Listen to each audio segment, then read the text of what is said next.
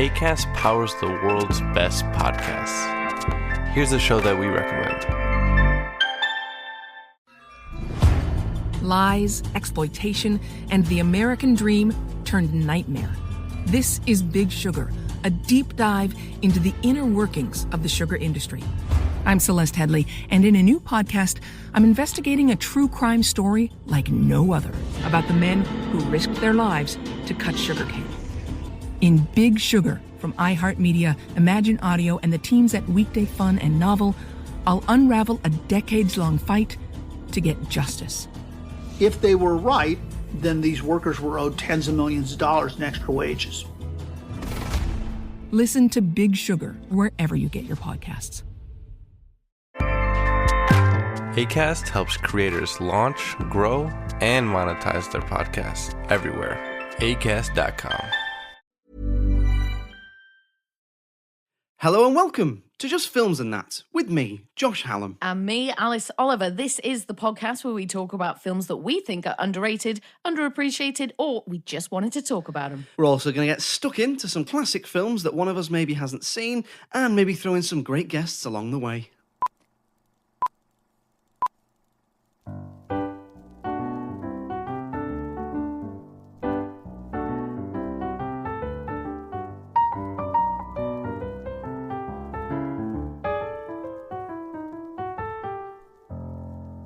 So, we'll start, as we do every week, with a completely random question. Alice, what is who is, should I say, your favourite superhero?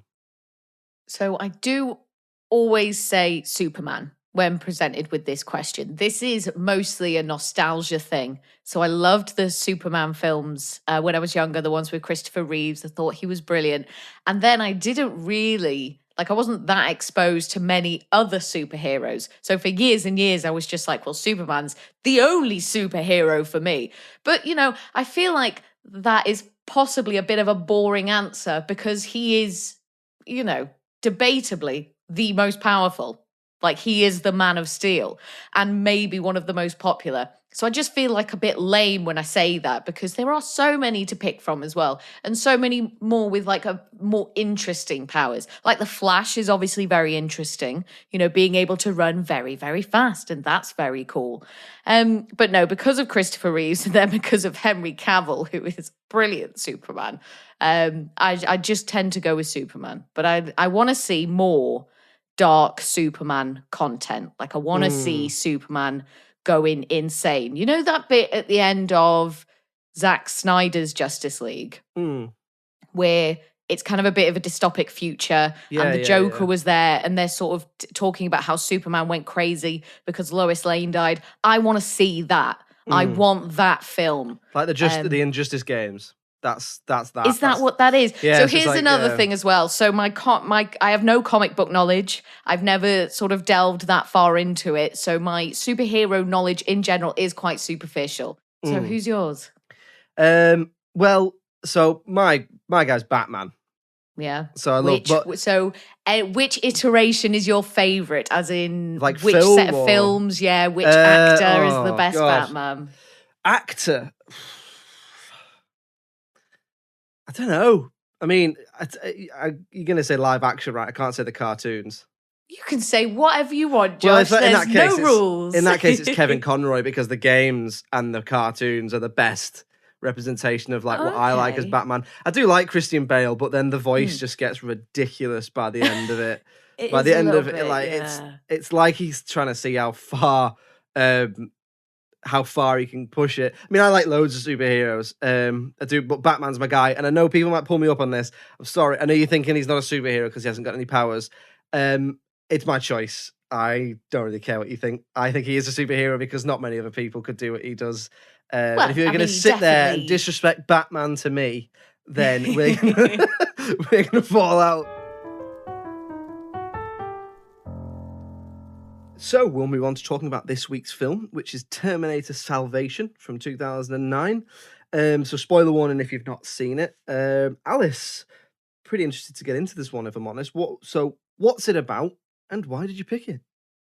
So Terminator Salvation it's the fourth film in the franchise. And it's basically what has happened after Judgment Day. So you see in Terminator 1, Terminator 2, they're trying to stop this thing called Judgment Day, where the robots Skynet take over and basically go on a mission to try and destroy humanity. So we're thrown into the narrative of that has kind of already happened and is still in the process of happening. So we follow John Connor, who, if you know the Terminator films, is the man. So we get to see him finally as a grown adult, played by Christian Bale, and he is leading the resistance to fight back against Skynet. So we're following him. There's a few pockets of resistance around North America. It's predominantly set in Los Angeles. They're like the LA division of the resistance. And they sort of stumble upon who they believe to be a man who is actually sort of cyborg, half man, half robot. He's been created to try and infiltrate John Connor and the resistance, and his name's Marcus, but he doesn't know that he's a robot. So there's a bit of conflict because he's trying to help the resistance, and John Connor's like, no, we think you're evil, you're a cyborg and all this. So it's just kind of about how they try and go about defeating Skynet and kind of, what's the word? Overcoming their adversaries. Is that Yeah. is that what I just said? Winning the war, basically. Yeah, they basically just want to win the war against the robots and against Skynets, and you get lots of Terminators, lots of guns, lots of explosions, great big action film. The reason I picked it was because I can't pick Terminator 2, can I? In good conscience. Terminator 2 is neither underseen nor underrated, but it is it is my favorite film of all time. It's a brilliant story, brilliant actors. I just love it. Obviously, huge nostalgia for me again because I see it when I was so young.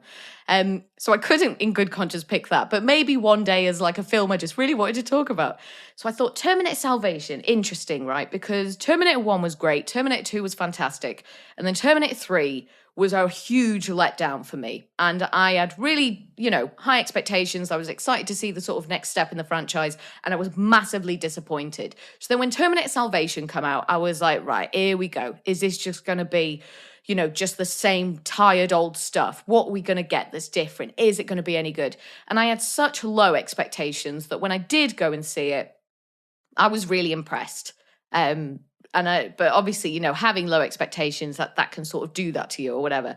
But I'd only seen it once, and I was like, need to watch it again, need to watch it with that critical eye and knowing that we're going to discuss it in length and just try and assess how good it is as a film, but also how good it is as a Terminator film. So I will say as well, so Terminator for me is like how I think Star Wars is for a lot of people, like for how Star Wars fans feel about Star Wars. I didn't really see Star Wars when I was a kid. I see it much later on and thought it was okay. But for me, Terminator was the thing that I saw as a kid and I just thought was the coolest. And I thought Sarah Connor was the coolest. And obviously I really fancied John Connor when he was a kid, but I was like 6 or 7 years old, so it's fine. But yeah, anyway, so had you seen this one before, Josh? Yes, I had. Yeah, so I saw this at the cinema, and I don't think I'd watched it since. So I remember going to the cinema to watch it, just thinking it was good, it was okay, it was a good sort of sci-fi action film. So I went into this really interested to know what you picked. I suspected it probably was because you had and I know you have a love for the franchise, and it's interesting to hear you say that like this is your franchise, because I would say it's not many people. It's a very successful franchise, but like a lot of people go to Star Wars or James Bond or that sort of thing. So I figured that's why you picked it. So I went into it having seen it before, thinking it was sort of a serviceable, decent action film. Obviously, it's famous for a few things because it's famous for being the only Arnie-less Terminator film in a physical sense, and it's obviously famous for the leaked video, which that's been raked over, I'm sure, by many people. And we're not, I'm not here to go into that, but obviously that very much is something that has followed the film through since its release. So I went into it thinking, I wonder how this has aged. I wonder how I will feel about it, because I know it wasn't like massively critically well received. Because obviously I think they intended this to be the start of a new trilogy of Terminator films set in that future, which we didn't really get. Obviously, there's been 2 more sequels since then, but they very much I don't think they really relate to this in any way, do they? I mean, I've seen the 5th one, I haven't seen the 6th one yet. I haven't got round to it. You know what, as well, with the 6th one, I started watching it and I had to stop because it was so bad. Really? Is it that bad? Yeah, and it might just be me, I don't know, but there's something about, and they did this a bit with Harrison Ford's Han Solo in Star Wars, and I assume they're going to do it a little bit with him in Indiana Jones as well, which aren't films that I'm familiar with, but it just feels like, so they obviously got Linda Hamilton back to do that, and they do this thing where they try and get older actors to recreate the character they were when they were 25 years old. Yeah. You see Carrie Fisher kind of had to do it as Princess Leia in the Star Wars films. And it just doesn't work. And it feels kind of awkward and it feels kind of uncomfortable.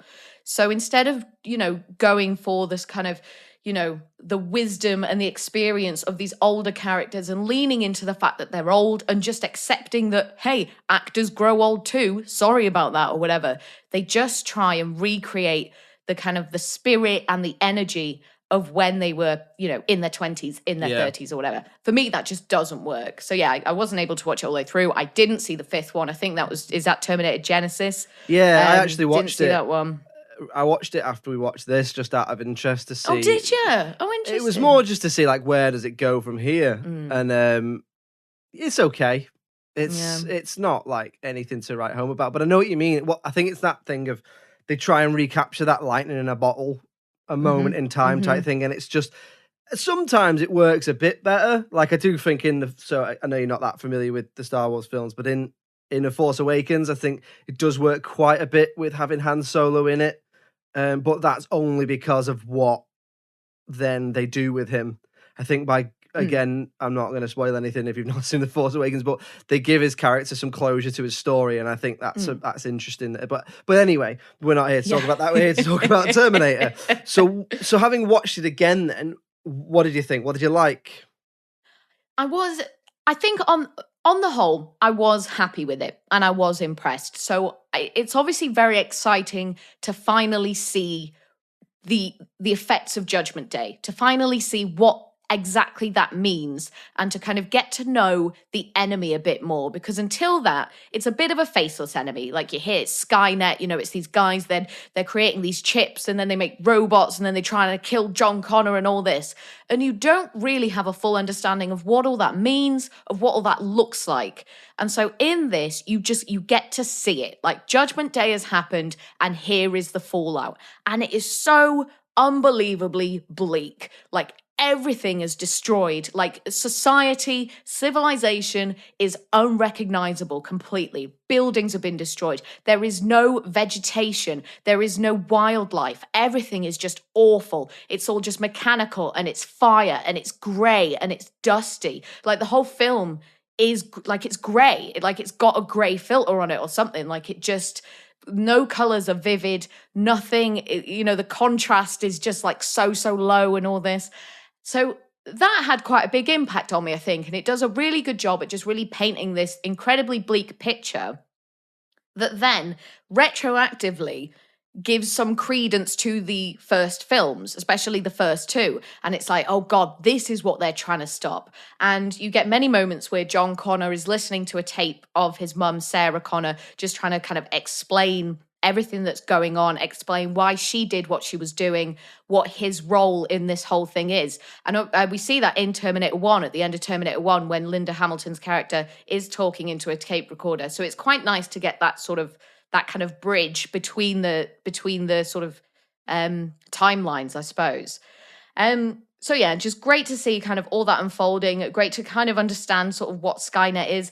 I like that so we get so many different iterations of these robots, of these Terminators. There are sort of flying aircrafts that shoot you from the air. Then there are ones that are in the water, shooting at you in the water. And there's ones that are carrying motorbikes. And then there's the robotic-looking ones that are very similar to what Arnie's robot was. Or it is those things, actually, I think, the T-800s, what we saw of him in Terminator 1.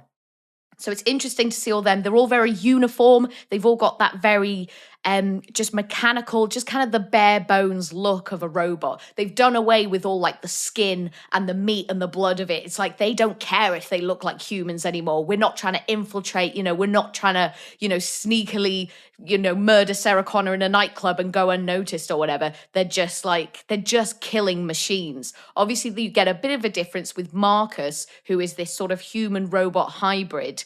But he's a very interesting character as well because he doesn't know. So Marcus doesn't know that he's a robot. At the very beginning of the film, we see him. He donates his body to science, or like donates his body to Skynet's cause or whatever. He's in prison anyway for murder, and then this is his way of, I guess, kind of getting a bit of redemption or whatever. But then he wakes up in 2018. Whoa! So futuristic. So he wakes up there. He kind of doesn't know what's happened, doesn't know where he is, doesn't know that he's a robot and all this. And he's trying to convince, when he comes across like John Connor and his pocket of resistance, he's trying to convince them that like he's the good, like he's not there, to be their enemy. He's not there to kill them and all this. And you've got this just, because John Connor and Sarah Connor and, everyone kind of from those iterations of the film, you would have such distrust of anything that even remotely looks like a robot. And you kind of see this conflict within John, and he has to sort of come to terms with that. But it turns out Marcus, even though technically, he was made to infiltrate and all this, blah, blah, blah, he is a bit of a good guy. And he does sacrifice himself at the end to save John Connor's life, because he's got a human heart and he transplants that over to John Connor. So he saves the day in the end. So he does get his redemption, which was the thing that he was looking for anyway. I like that you kind of deal with some themes sort of surrounding faith and logic and the kind of battle that comes between them. So you've got John Connor, who one of his main missions is that, I should have said this in the synopsis, but here we go, I'll tell you now. One of his main missions is to keep Kyle Reese alive, who, as we know, is his dad. And obviously he has to stay alive because he goes back to Terminator 1 to have sex with his mum, and then John Connor can be born. And he believes that. He believes that so much that is the thing that's going to happen. And it is like this prophecy that his mum has told him about, that she's left him on this tape recorder just to be like, you need to ensure that Kyle Reese survives and that he is the one to come back in time. And John just follows this blindly. And then you've got his boss, his commander, General Ashdown, who's played by Michael Ironside, who's actually in charge of the resistance. He's the one who gives the orders. There's a bit of a disconnect between them because he's only ever doing it over a walkie-talkie. And we find out, I think towards the end, that he's in a submarine, like at the bottom of the ocean or whatever, because the Terminators send whatever it is they send to go and blow that up. And you just get this interesting conflict between those two, because John is going at it like he just believes that this is what's going to happen. He believes in this time travel. He believes that this is the way to do. But General Ashdown has no evidence that that is what's going to work. So he has to go off logically what he needs to do as a commander, as a general. No, I need to kill these enemies now. I need to blow up Skynet now and all this, blah, blah, blah. And John's like, no, Kyle Reese is in there and whatever. So that's very interesting.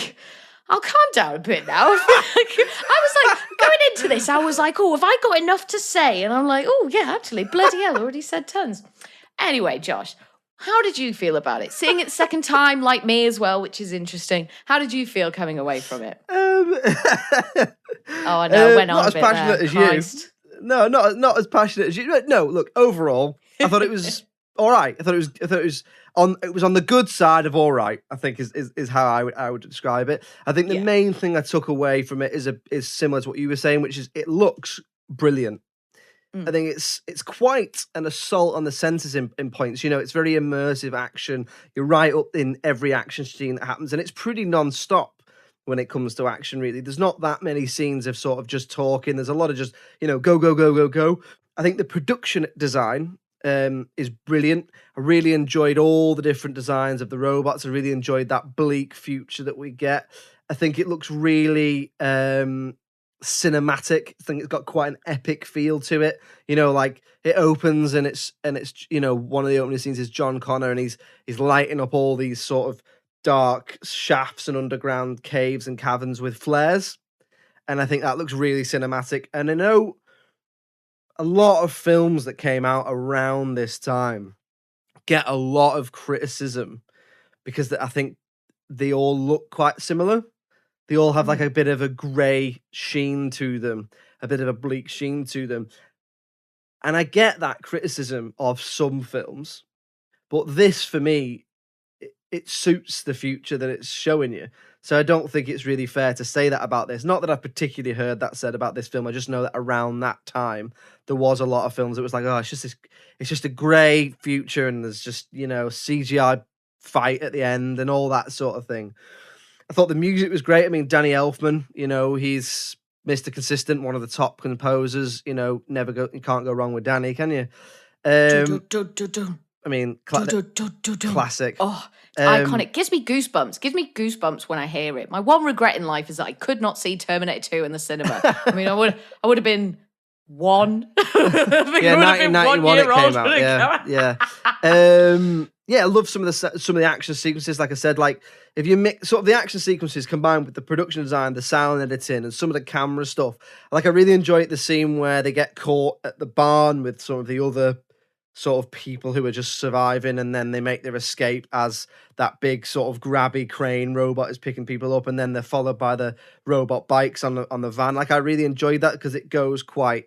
There's bits where they use some sort of handheld camera work and steady cam and stuff like that, and it's really like it's quite intense action scenes. You're right in there with the action. It's a bit like a video game points, really. So overall, yeah, I enjoyed it. I did enjoy it. Like some of the acting we'll come on to, but there's some really great pieces of casting in there. Like I think Anton Yelchin, I think that's how you say it, is particularly good as Kyle Reese. Obviously, it's a real shame what happened to him, which again we're not going to go into, but do Google him because I think it's very, very, very sad because he gives such a likable performance, and you think, you know, what could he have gone on to do had he still been with us, stuff like that. So no, overall enjoyed it. I think it's quite depressing that we're now 3 years after the future that this is set in.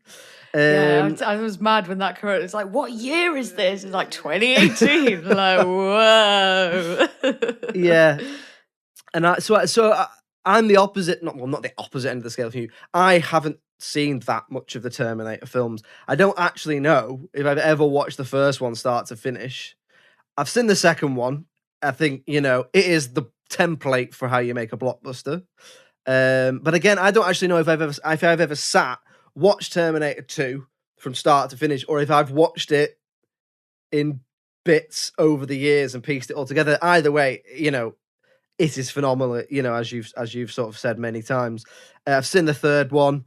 As I've already said, I've seen the fifth one, but I'm not like every time a new Terminator film comes out, do you know what I mean? So I'm not that immersed in the world or invested in it, but I did enjoy some of the tongue-in-cheek sort of callbacks to the other Terminator films in this. And I know that it'd probably be quite easy to be a bit eye-rolly over that, but I quite like things like, you know, him saying, come with me if you want to live, or the way like he reloads a shotgun the way Arnie does in the second one, doesn't he?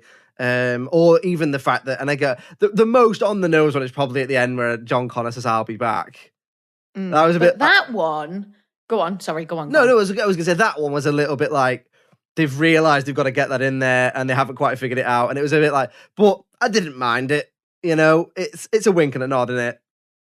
Yeah, but when he did that, I didn't actually think it was as cheesy as it could have been. No. And when he says, come with me if you want to live, that felt a bit shoehorned in. And in some of the other in the sixth one, in Dark Fate, they shoehorn both those lines in, I think, and it just feels really unnatural and grim.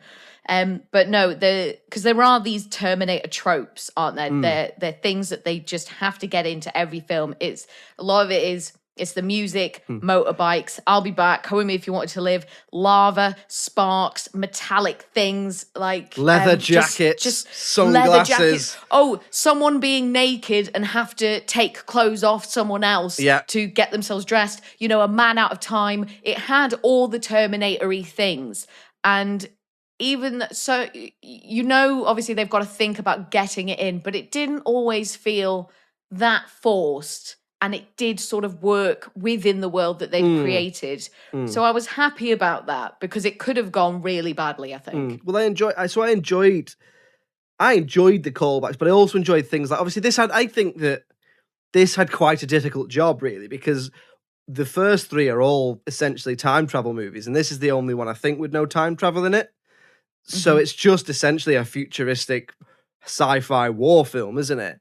So it had quite a lot to do in the sense of like showing this future that had been building up in cinematic history for, 30 years or whatever it would have been at the time. But I quite like things like showing that John Connor in it isn't actually the big boss leader of the resistance, is he? He is a guy who's sort of like a mid-ranking guy with his own squad, and he's constantly at loggerheads with his boss, because it's like stone cold logic of this general who's just trying to win this war, and this idea of like fate and time travel and I'm meant to be and destiny and all that sort of thing. So I quite like the fact that it shows him having like a cult-like following. A little bit like I suppose they did with Neo in the Matrix sequels, which I know some people don't like, but there is that thing of like he is this godlike figure, and some people are very much like, that's a load of bollocks, that I don't believe that, cold hard logic, and some people are like, no, I'm going to follow this guy, believe in his cause, all that sort of thing. I enjoyed that. I like that some thought had gone into, well, where would his actual place be in the world? And I thought there were a lot of similarities to the first Matrix in particular, like just kind of the way it looked and the way it felt. And that sort of battle you get kind of between logic and between, just blind faith. Man like versus you just machine. Gotta believe. It's like they've all got to believe in Neo, and then he's got to believe in himself for any of this to even work. Yeah. And it's almost the same as John Connor, because so much of it, like, it's very fragile. The whole thing of it is so fragile, because if this doesn't happen, like if Kyle Reese doesn't get to go back in time, if John Connor doesn't get to be born, then the fate of humanity, is it doomed? Like, is there anyone else who is going to be able to save the day? You don't know. And they spend the first few films obviously building up, like the names alone, John Connor and Kyle Reese, like they were said a lot in this film. Yeah. Like so many times. Like, how many times can we get them to say John Connor? And it's like, about 50 million in the space of an hour and a half. But they're so synonymous with the franchise and they just carry so much weight with them as well. And if you have been watching the films like since the first one in the 80s, like I can't even remember when it was, but I think it was the early to mid 80s, wasn't it? Terminator 1 come out, was it? Yeah. And you just feel so much. And like, because Kyle Reese in that first film as well, he is a very likable character. And so to kind of see him as this teenager as well, it was just really interesting for me, and it struck a lot more chords with me than I thought it was going to, I think. Let's move on to talk about anything that you perhaps didn't like or that you changed. So is there much for you? Is there much that you didn't like? So I could have done with more character development, I think, from some of the others. Like you've already touched on that, it is very much an action film. Yeah. And there were very long action sequences. I imagine the script itself wasn't very long, because there were so many sequences where it was just action happening. And so I like the relationships between the people in the resistance, like they just didn't feel that sort of strong, and therefore it all felt very low stakes. Yeah. Like I wasn't really going to be bothered if any of them died. We've got John Connor, he's got a wife who's pregnant, and like I didn't really care about her. There's a woman called Blair Williams so she is the first one to discover Marcus, who's this cyborg, robot human hybrid or whatever. And when she takes him back to their base, John Connor, like ties him up, potentially going to start torturing him, interrogating him, whatever. And then Blair releases him and then sort of runs away with him. And it was like, so hang on a second. How long have you been fighting with these resistance guys? Yeah. Like John Connor's your leader, and you've literally just betrayed them after knowing this guy for, is it a day and a half until this happens? So for me, that was a bit like, I don't buy it. No, I know what you mean. Like, I just wouldn't have believed that. And like, John Connor is absolutely in the right to be distrusting of him. Yeah. And it turns out that, he was created by Skynet in the end, very much to infiltrate and very much to be their enemy. So that was just a bit like, in The Matrix, right? When Scyther betrays his team, so betrays Morpheus, Trinity, Neo, and all that. That's a great bit of betrayal. And you just buy it because they've spent enough time showing his unhappiness with the situation. He wants to go back into the Matrix and all this. So when the betrayal happens, it's a bit like, ooh, nice. But when this happened, there just needed to be more substance to it. Not just, oh, I met a guy, he's kind of hot, so I'm going to betray my cause completely because I want him to go and run free. And then it's like, but then also run free into what? Where's he going to go? There's nowhere to go. Like, if you're not in the resistance, you're dead, pretty much. Yeah, no, I completely agree. I think there is a lack of character development, and the main one for me, I hadn't really considered the Blair Williams character, but the main one for me is Marcus.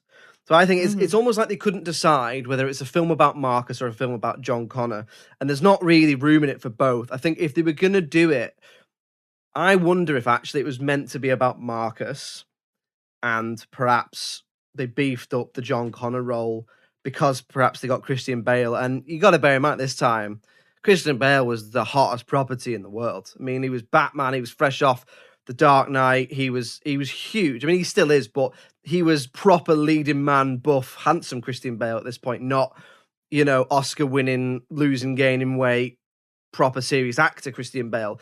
Or, well, he was both, but you know what I mean? He was a hot property at the time. So I wonder if they've beefed his role up because they got him, because I know originally they offered Marcus to him and he apparently preferred to play John Connor, or so I've read. And it's like they can't decide what to be. So I think if it's Marcus that you're going with, and it seems that is the intention, that's what I got anyway, is that I'd like to have had a bit more sympathy for him, because he is, all you get is that he's a murderer and that he's killed possibly a couple of police officers and his brother, but it's hinted that it's an accidental thing.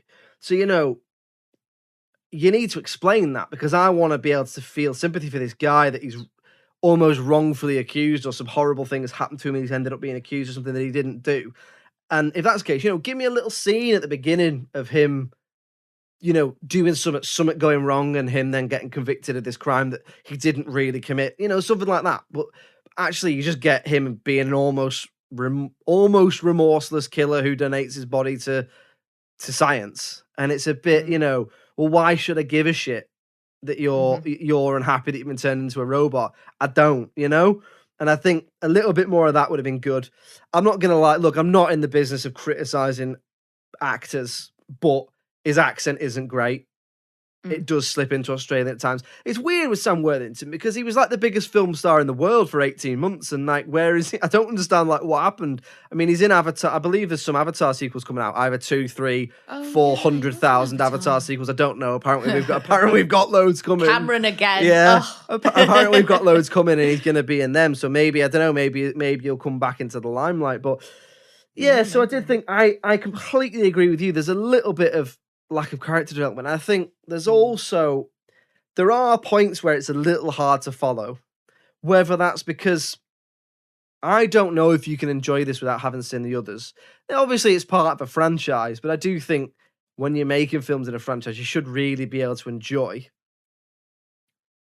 that film for its own merits. But then I also suppose there are films that have been released since that, you can't really enjoy Endgame as to the full extent of what it's intended to be if you haven't watched at least, 3 or 4 other films.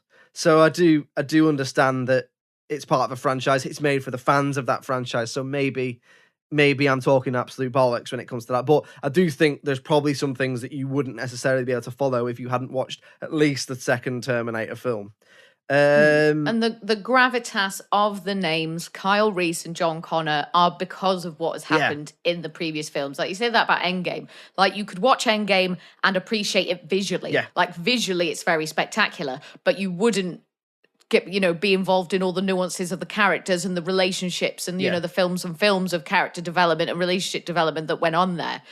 So I do, and if you did watch this just as a standalone film, it's just kind of like a Michael Bay action film, really. Yeah. It's just like big explosions, like fast vehicles, lots of guns or whatever, and not much substance to it. But because you've got that prior knowledge and you already know what the substance is, you know that like humanity is riding on this because we've seen it. Like, we had Sarah Connor's vision in Terminator 2 and all this. That is what's informing your knowledge of it all. And for me, a lot of the enjoyment of it. Yeah. And I don't know if you hadn't seen those films, if you would get that same enjoyment. No, I agree. And I think perhaps just a bit more exposition could have done it a little bit more. Could have done it some good, I think. So we'll move on to talking about the critical reception in a moment. But Alice, I believe you've got a journey to take us on. Indeed, Josh. Follow me now and listeners down the rabbit hole for this bit that we're going to call Alice Down the Rabbit Hole. I'm ready. So, strap in. Oh, God. We're going to talk about the actor who plays Blair Williams, Moon Bloodgood. Unsurprisingly, during the opening credits, his name really stood out to me, so I just had to find out more about the woman with 6 O's in her name. Moon was born in Nebraska in the 70s and moved to California soon after. Moon's career in performance started when she joined the Laker Girls, the cheerleading squad with the LA Lakers basketball team, who are known for being, and I quote, as talented as they are sexy. Other notable Laker girls include Paula Abdul, Shelby Rabara, and Ann Fletcher. In pursuit of a successful movie career, she made appearances in a few not-so-massive films, eventually finding her stride in the world of television with regular work in Falling Skies and Code Black. When speaking about Terminator Salvation, she said she loved the Terminator films growing up and wasn't sure where the story could go now or what could be achieved that James Cameron hadn't already done, but she said she just had to see what happened to John Connor. When remarking on Christian Bale's notorious outburst, she said she had missed it as she was in her trailer and didn't want to watch the footage, saying that from what she had witnessed, Bale was a very sweet and cordial man. And that was Alice Down the Rabbit Hole. I cannot tell you the amount of times someone has said about me that I am as talented as I am sexy. Oh, I can believe it. I can believe it, Josh. It is never. No, I'm sure I've said it at least twice. Yeah. Well, I wasn't in the room, but no, but I mean that's a great name, though, isn't it? That's a movie star name, Moon Bloodgood. That was the thing that drew me to it, and that is her. So Moon is it's her middle name, right? But it is her name, and Bloodgood is Dutch, so it's like Bloodgood, something like that. Yeah, but yeah, really. As soon as I see it in the opening credits, I was like, "Oh, she's the one for me." Well, let's see if the critical reception is blood good or blood bad. Nice. So how do you think it did critically? Probably like not terrific. Like if I was going to mark it, like I wouldn't mark it too high. The only reason that I liked it so much was because my expectations were so low in the first place. Yeah. I would probably give it like a high 6. I imagine it maybe got like a low 6, like maybe you're looking at sort of 6.1s, 6.2s. Well, so at the time of recording on IMDb, it gets 6.5 out of 10. Okay. On Rotten Tomatoes, the audience give it 54%, and the critics give it 33%. Ouch. So, I mean, I don't know about you, but I'd say that the critics' score on Rotten Tomatoes is probably quite harsh. I think I'd say it's a solid 6, something like that, but it's not 33% bad, you know. It's a perfectly serviceable, you know, action film. I think that critic score is really, really harsh, and I would even say the audience score is a little low as well. This film had to happen. Like I had to see it. Like in one iteration or another, I had to see what the post-Judgment Day looked like. What was this catastrophe we were trying to avoid, you know? And I feel like it delivered on that. No, I agree. I mean, I actually think it probably, in the grand scheme of things, did enough to start a new trilogy of Terminator films set in that future. What about you? I mean, I definitely would have like watched it and given it a go. Because it does finish very open-ended. Like Skynet still exists. They've only destroyed kind of one, just kind of one computer site or whatever the crap it is, like just one factory. And they say like, oh no, there's still so much more work to do. Yeah. And you know, Jonathan Connor. Full name. What? Full name. What Jonathan. the hell? Why am I full name? Where did that come Jonathan from? Connors. Jonathan Connor, son of Sarah Connor and Cal Reese. He survives and he gets stabbed in the heart or whatever, but he gets to live at the end and his story is still going. And that version, that world is still ongoing. So yeah, I think it could have done. I don't know now, because I feel like for me, Christian Bale was a real treat as John Connor. I am a huge Christian Bale fan anyway. I think he's just utterly convincing as an actor. You can always tell he's working so hard. And I think he was a brilliant casting for that. And I'm so glad. I didn't know that he was almost going to play Marcus, but I'm really glad that he did end up playing John Connor. So yeah, I think there was a lot of potential within it, and that to a certain extent it did deliver. And I would absolutely 100% say that it is underrated. I'd agree. Underrated. So there we go. Another one for the still growing underrated pile. If you could take a little minute to give us a review, we'd very much appreciate it. Or tell a friend, or hit subscribe, any of that stuff. It helps other people find out what we think of Terminator Salvation, and helps other people hear about Alice's rabbit hole. If you'd like to get in touch with us, it's filmsandthatpod@gmail.com. We're on all the social medias, Just Films and That, or Just Films and That Pod, or the website is justfilmsandthatpod.com. Alice, thank you very much for joining me as ever. Pleasure as always, Josh, and thank you. And we'll see you next week. Cheerio. Bye.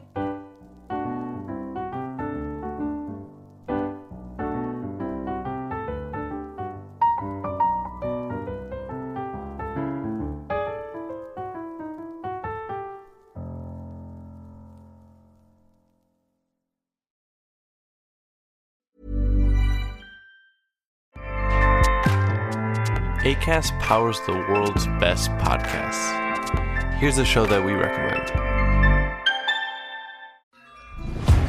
Lies, exploitation, and the American dream turned nightmare. This is Big Sugar, a deep dive into the inner workings of the sugar industry. I'm Celeste Headley, and in a new podcast, I'm investigating a true crime story like no other about the men who risked their lives to cut sugarcane. In Big Sugar from iHeartMedia, Imagine Audio, and the teams at Weekday Fun and Novel, I'll unravel a decades-long fight to get justice.